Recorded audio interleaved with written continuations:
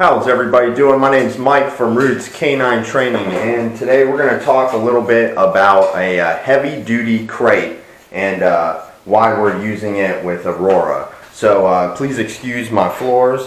We are ripping up the carpet, so that's why you can see just the cement. We're actually going to be staining the cement. We got all kinds of stuff happening here. We also just put some pavers in. And we got some pavers out back that are going to be really good to be training dogs on. So the reason we're using a heavy duty crate with Aurora is first off, she destroys the crate. So if she's left alone, she is going to be destructive with the crate. So there's not much we can do if we're not around to monitor her. So you need a heavy duty crate if you're going to be leaving the dog, okay? So if the dog can't be supervised all the time, they're going to need a heavy duty crate. A wire crate like this, like those crates over there. A wire crate like that is just it's just not enough. Those type of crates are simply not meant to hold a dog who is trying to escape. Okay, those crates are just a physical barrier. It is not meant for a dog who is trying to escape. A wire crate will not hold a dog trying to escape.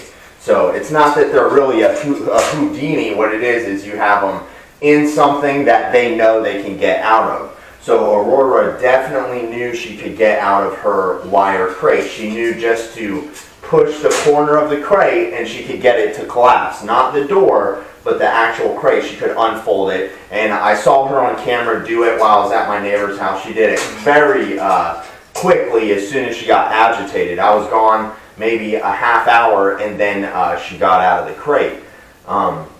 So if the dog knows they can get out, they're going to do it, and if they become stressed out, they're gonna get out of the crate. So the first thing to do is to get a heavy-duty crate. This is not indestructible, but I'm sure she could ruin it if she tried.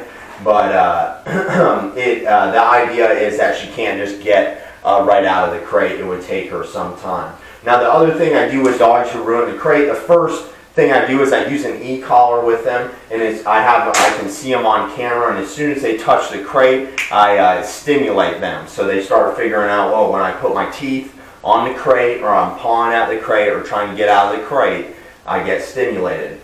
For not a real serious case, that will work great, and the dog will never do it again. After one or two times, the dog will never try it again.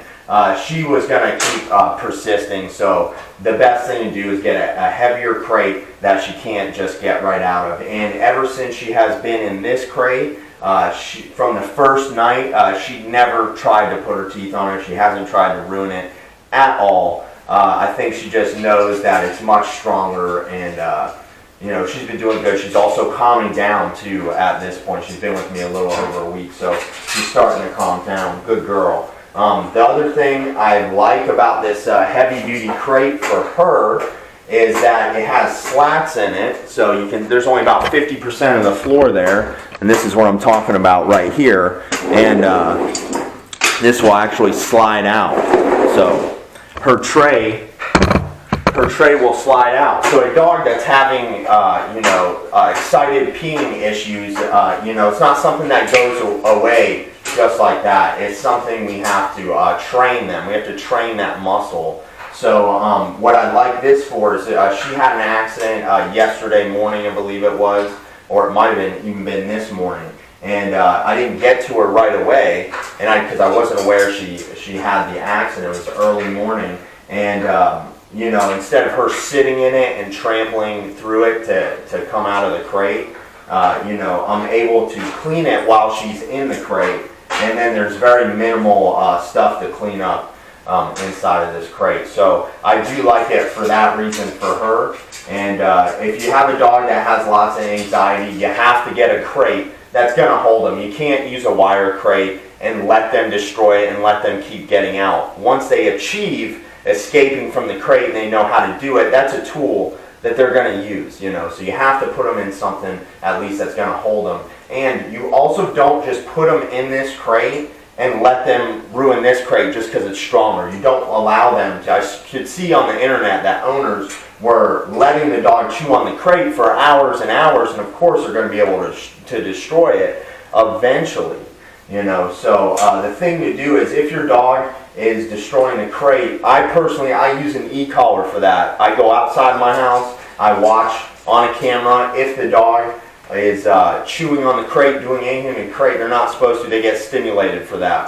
We don't allow that, and you don't want to let your dog be anxious about something like that. So if you have an anxious dog, you really want to get a crate that's going to be appropriate for them, or a dog that destroys things. You want to get a crate that's going to be appropriate. You can't use a wire crate that is just going to not be sufficient to hold them.